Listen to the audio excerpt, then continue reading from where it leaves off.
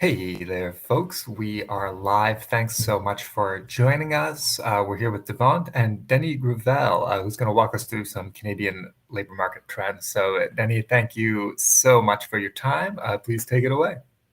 Thank you very much, Logan, and welcome everyone to this session on labor market information trends you need to know. So I am Denis Gravel. My background. I've worked in higher education as an associate dean at Fanshawe, Humber, and Seneca College. I've led a large number of projects focusing on newcomers and international students. And my focus over my career in higher ed has been in workforce development and skills training, especially in the age of disruption. So who we are, Devant is a subsidiary of Academica Group, and Academica Group is the largest research consulting company in Canada. We formed Devant 2 years ago to respond to the needs of schools to help international students stay, work, and succeed here in Canada. The premise that I'm proposing today is that there's a lot of information that you don't know that you don't know. So it's really hard to make decisions when you don't know what you don't know. So my goal today is to get you from a state of I don't know what I don't know to now I know what I don't know. So now you know, and you can make some great decisions based on your career plan and your goals. So I come at you because I have a lot of years of experience in higher education workforce development.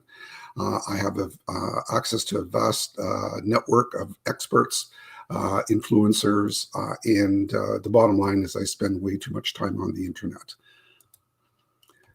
So let's start off with some data based on Stats Canada. And for those of you who are not familiar with Stats Canada, it's a government agency that collects and analyzed all kinds of data related to population and economic activity here in Canada. So they released a report in August, and based on on the data that they have received, business expect to keep the same number of employees, and they expect rising inflation to be a major obstacle. So I know you've heard in the news that there is a shortage of employees in Canada, and that is true. However, the conditions are very, they fluctuate because of the risk of inflation and the risk of a recession. You also are aware that in the last 2 weeks, there have been some major layoffs in the high-tech sector. So that's something for you to consider and for you to keep a pulse on. We at Devant, we provide up-to-date labor market information in our newsletter. So we constantly provide information about what's happening in the Canadian labor market. Now, from the labor side, 39% of businesses are looking at a challenge to find skilled employees.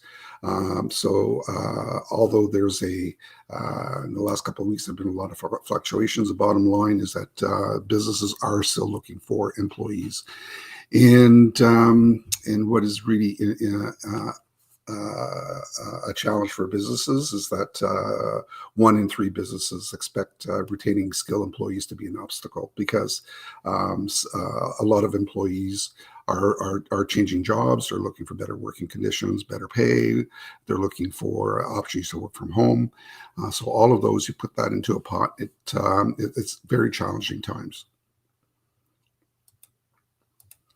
So far, so good. The next piece of data is that in a survey, and this was released a month ago, is that businesses are having a hard time finding skills, specific skills for their business to grow and to survive. So what the data is suggesting is that employers are looking for skills and the ability for you, when you're applying for a position, for you to be able to demonstrate that you have the skills. So it's not enough to say, I know Java. You need to provide information through either your resume or through your interview to say, not only do I know Java, here are some of the projects I've worked on using Java. So employers are looking for evidence that you can, that you not only do you know the skill, but you've applied the skill, whether it's in your home country or whether it's in school projects or whether it's in a co-op or some type of work experience. And the top 10 industries with the highest percentage of growth, accommodation and food services. And this is particularly interesting for you as international students, because you have an opportunity once you come to Canada to find a part-time job in the accommodation and food services sector. So there's a huge demand, and you should have no problems finding part-time work while you study here in Canada. And here's the rest of the list of businesses that are looking at skill gaps. Utilities, it's mainly the greening economy, retail trade, because of because of COVID and shutdown, and businesses starting up now. They're looking for some skills in the retail trade. Again, it bodes well for you as international students looking for part-time work. Now, from a full-time perspective, look at utilities, manufacturing, educational services. That could be working at a college or university, or by providing services within the education sector, such as IT, graphic design, web development. And let's go on to the next one. This is another report from our government. The major skill gaps are occurring in large businesses rather than small businesses. So when you're focusing your job search in Canada, you need to look at small to large businesses, because that's where the skills gap shortage is. That's where their businesses are reporting large skill gaps. Okay, let's go to the next one. So based on the data again, and this is from 4 weeks ago, half of businesses are reporting skill gaps requiring technical, practical, and job-specific skills, followed by problem-solving skills. So this is important because the businesses are now identifying the type of skills that they're looking for. They're looking for technical skills, they're looking for practical skills, and they're looking skills specific to the job. For example, if they're looking for a job in data analytics, they're looking for skills in Tableau, in using R, in using advanced Excel skills. So this really highlights the skills that businesses are looking for here in Canada. And another good news is that 1 in 10 businesses are looking for employees in reading comprehension, basic math, and calculation skills. So 90% of the businesses are more concerned about the technical, practical, job-specific skills as opposed to reading comprehension, basic math, and calculation skills, because they assume that you already have those skills if you're able to, if you have technical, practical, or job-specific skills.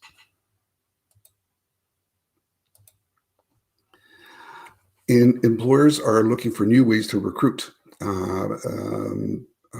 in order to address their labor shortage. And this is a report from October 18th, where there's over 300,000 Canadians that already retired in 2022. So the economy has to replace those retired Canadians. And our birth rate is such that we need to make up the difference by hiring by increasing our immigration levels. So our federal government has announced 2 months ago that they've increased the number of new immigrants to come into Canada to 550,000 over the next 3 years. So that bodes well for you as an international student to come, stay, work, and succeed here in Canada. Now, one of the things you need to realize is to find a job here in Canada, 80% of the jobs are not posted. That means that 80% of the jobs will not be posted on Indeed, on any of the job boards. So that means that you have to network. And that's a skill that you need to perfect in order to find your dream job in Canada. Again, at Devant, we supply, we have quite a number of workshops and webinars on how to help you network and be successful in networking in Canada. So I hope you get that point, that 80%, so 8 out of 10 jobs are not going to be posted. So it'll be up to you to do your networking, to attend events, to attend hiring events, to look at a co-op, a work integrated learning, an internship, because that's the more networking you do is going to increase the odds of you getting your dream job. The other notion that's coming up in the last 2 years is that it's skills that will shape the future of work, not degrees or your education credential. Now, it doesn't mean that a degree or a postgraduate degree or a diploma will not get you a job. Those are crucial, that you have a Canadian credential. But it also, what the data suggests, is that it's the skills that will get you through the door. So not only would you have a degree, also the fact that most of you already have some post-secondary experience or a credential from your home country. So you pair that with the Canadian credential, and then through your resume and through your interview, you need to highlight the skills that you have and demonstrate that you have the skills to do the job that the employer is looking for. So why skills-based hiring is that the traditional hiring methods don't work anymore. So what that means is that employers are now using video interviews.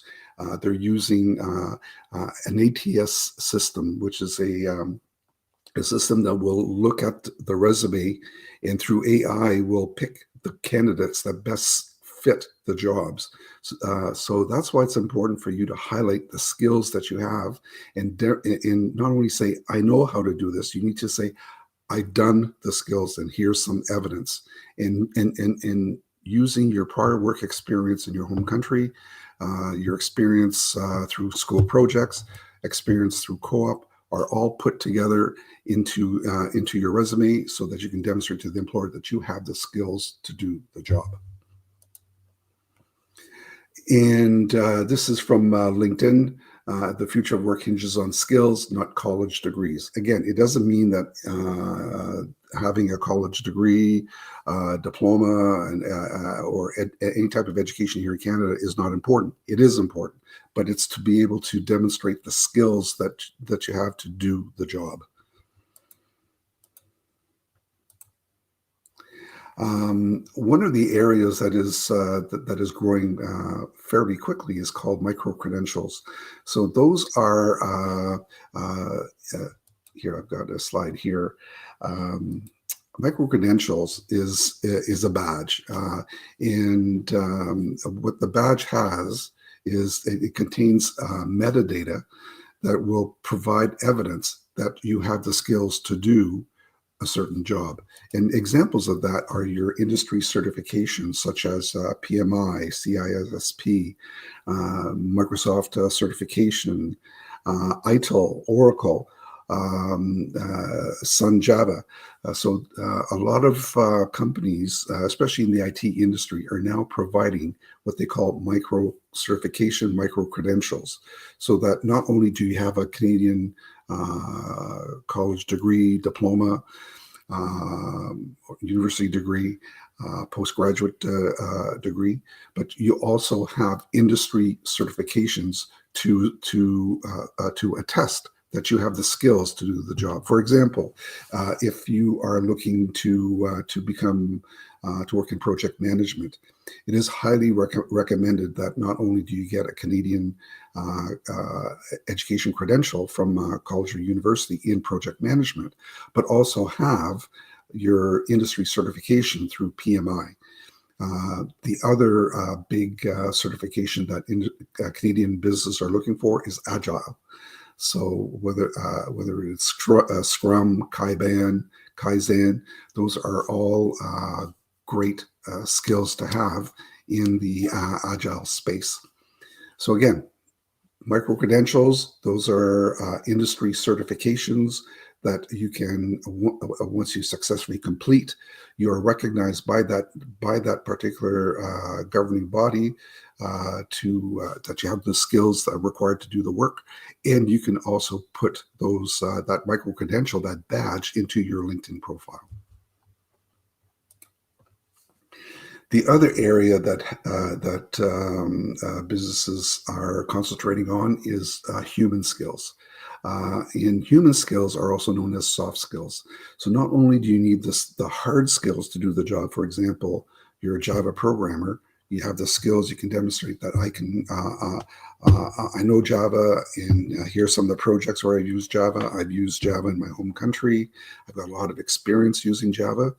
But businesses are also looking at your soft skills. Are you able to communicate? Are you able to critically think? Are you able to collaborate? And and do you have creativity? So you will find that colleges and universities in Canada have built into their programs a lot of opportunities for you to develop your soft skills. Again, soft skills is collaboration, creativity, critical thinking, and communication, and collaboration, creativity, critical thinking, communication, and those are the skills of the future.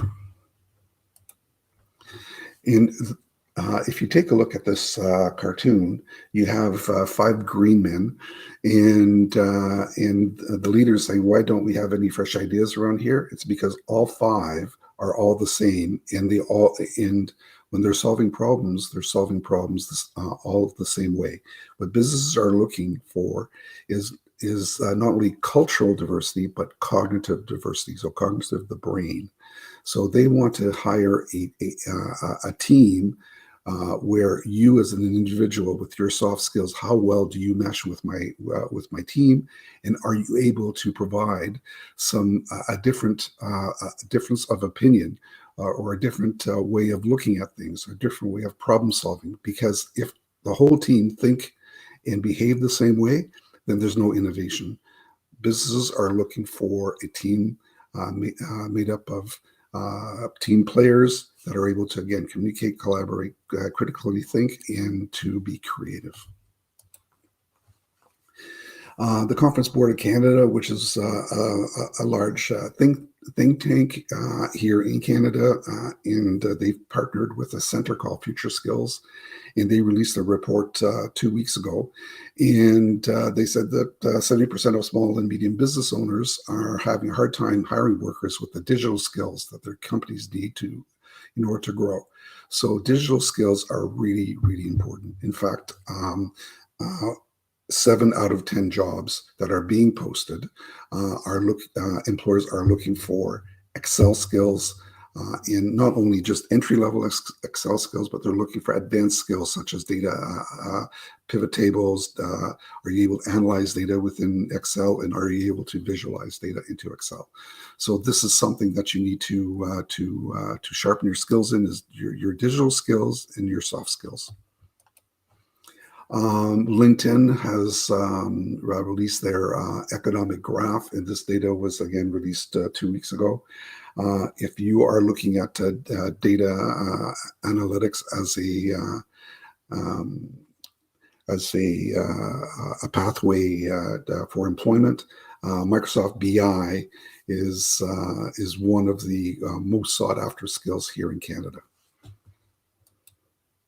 And as well, in this report from the LinkedIn Economic Graph, green skills are sought after. And green skills are often required in non-green jobs. And here is a list. For example, in energy efficiency, if you want to be a utilities manager, you are going to need some green skills. The same thing with erosion control in agriculture, in renewable energy, and environmental awareness. So colleges and universities are building green skills in jobs that are not traditionally not identified as green jobs. So again, I just want to highlight the importance of you being able to get not only digital skills, your soft skills, but also green skills. So that's it, Logan, for my overview of what's happening in labor market here in Canada. This is my email address for those of you who would like to connect with me. Please connect with me on LinkedIn. Again, 80% of the jobs are not posted, and you need to use LinkedIn in order to build your network. And please add me to your LinkedIn. So at this point, Logan, I'm going to stop sharing my screen and answer any questions. Sounds good. Thanks so much, Denis. I really appreciate it. And I've put a link to your LinkedIn in the chat as well. So thank you. Yeah, of course. We'll jump through. We've got a few questions. We've got a few more minutes too. If anyone listening has specific questions, please fire them into the chat and we'll do our best to get to them. We're starting off here with a question from an international student in Nigeria. Would like to know if they're eligible to work and study in Canada during a post-grad program. And if so, how many hours are they permitted to work? Okay, that's a really good question. I know that the government has changed the number of hours of work. International students are eligible from 20 hours to 40 hours a week. My advice is to check with your immigration consultant, with your whoever you're connected with in Nigeria to give you the correct information so that you get the proper student visa and permit. Super, thank you very much. Another question here. Do you have any sense of to what extent a co-op program might help fund school? So it's not quite a job, but is on the road to a job. Yeah. Any advice on co-op? Yeah, Logan, that's again a very good question. As you can see in the data that the government has published, and in the surveys that were done with businesses, it's they're looking at skills, evidence that you can do the job. So it's through co-op and work study, internship or workplace integrated learning. It provides you an opportunity to get to build not only the skills, but have evidence that you can do the skills. I'll go back to if you're a Java developer, for example, it would be very good for you to get a co-op because not only will you have experience, some work experience, so you can get the soft skills like communication, collaboration, critical thinking, and creativity, but you will be working on projects that will require you to build Java products, and your employer through your co-op will provide evidence that you not only did you do a co-op, but here are the specific projects you worked on using Java, and you were successful in using your skills learned in school. So it's the application of the skills. So that's why co-op and internship has been built into a lot of the programs in Canada, because it provides evidence that you have the skills to do the job. Super, thanks a ton. We've got a couple more questions here. This one's kind of interesting. What are the odds of getting a job offer from Canada if you live outside of Canada? Basically, do you need to be a resident before you can start applying? No. You can apply for a job before you get here. And what the employer would like to know is that you are coming to Canada on on a study visa, or if you're already in Canada and you're graduate and you're working at or you're studying at a school, that you intend on getting a postgraduate work permit. Again, I would always check with an immigration consultant, immigration lawyer, to make sure that it will not have an impact on your status. This was just for me. I'm quite curious. Any recommendations for particular consultants or firms that students might want to approach? Like, how do they know who to trust?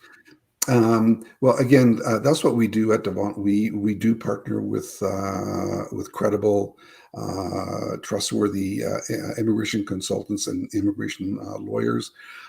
If you send me an email, I can easily connect you with those services. Again, one of the challenges that you have in your home country is like, who can I trust? And that's why Devant exists, is that we're here to help you stay, work, and succeed here in Canada. Thanks very much. I want to encourage any other job, labor market related questions. Now is your chance. We've got one more so far that is not super related. Maybe you have a comment, maybe not. This person is curious about applying for loans and the sort of requirements that might be needed. Sure, that's again a really good question. We are working with a company out of Kitchener, Waterloo. They're called Bambora, and maybe Logan, you can put the do a Google search for Bambora, Vambora, and in Kitchener, it should come up. And what Bambora does is that they help you through, it's called open banking system. They help you get the necessary credit checks for you to get a loan, and they also provide you with information about housing here in Canada. So yeah, that is the correct link. Thank you so much, Logan. So good question. Again, that's what we do here at Devant. We have a lot of connections, and we're here to help you, again, stay, work, and succeed.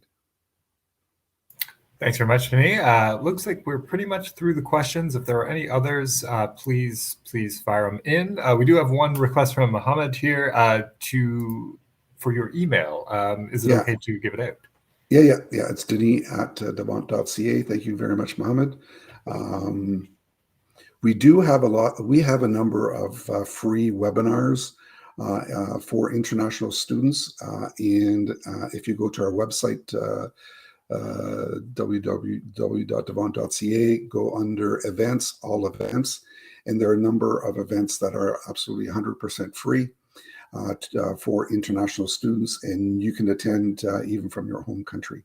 Most of our sessions are held either at 6 p.m. Toronto time or 7 p.m. Toronto time, and they're 1 hour. And if you attend, we record the sessions, and then we send you the link of the recorded session. Beautiful, thanks. And I've added a link to that as well for the chat. On that note, this session is also recorded, so anybody who's interested can revisit. Thank you. Yeah, of course. Any parting words from you, Denis? Anything our students can take away? Yeah. What I need to stress is that 80% of the jobs are not posted. So for you to find a job, you need to network. And how do you network? It's through LinkedIn, and to attend sessions that your school is providing, such as job fairs, career fairs, visit your career services, touch base with us here at Devant, connect with me on LinkedIn, and also we do have some free events on how to build your network. So number one, you need networking skills. Number two, your hard skills are important, but what is more important are your soft skills. So the ability to collaborate, communicate, critically think, and to be creative. And last, not only get your Canadian education, but also look at those micro credentials, micro certifications through industry partners like IBM, Oracle, Microsoft, PMI, Scrum, because that will add more evidence that you have the skills for you to do the job. The employment outlook looks good, but it's a fast-changing market. 3 months ago, employers were on a hiring frenzy. Now they're a lot more cautious because of impending with inflation rate, and also the possibility of having a recession. And there's also a downturn with the in the IT industry. You are well aware of the upheaval with Twitter and with Meta and Facebook. But the good news is that there are over 300,000 Canadians that have retired this year, and the country needs to replace that workforce, and there's not enough domestic students to fill that gap. So overall, it's very positive, but you need to do some homework. And again, if I go back to my original slide, there's a lot of before you came to the session today, you didn't know what you didn't know. Now you know what you didn't know, and now you can do something about. Now you know what's happening in the world of work here in Canada. Logan, does that make sense? Good to me. Really appreciate your input and expertise, Denis. I hope our audience took something away. We've got a few thank yous in the chat. So, well, thank you so much, and I'd like to thank everyone for attending. And the fact that you're attending just tells me that you're doing your homework, because that's what you need to do. Getting a job in Canada is easy once you know the process, and you need to do some work before and while you're here studying. You cannot wait until you graduate in order to start looking for work, because your postgraduate work permit may be good for 1, 2, or 3 years. Great advice. Yeah, there's no time like the present. Exactly. Thanks again, Denis. Have a great day. And everybody, please visit devant.ca to learn about their resources for international students. Thank you very much, Logan, and always available to answer questions offline. Beauty. Thanks again. See you.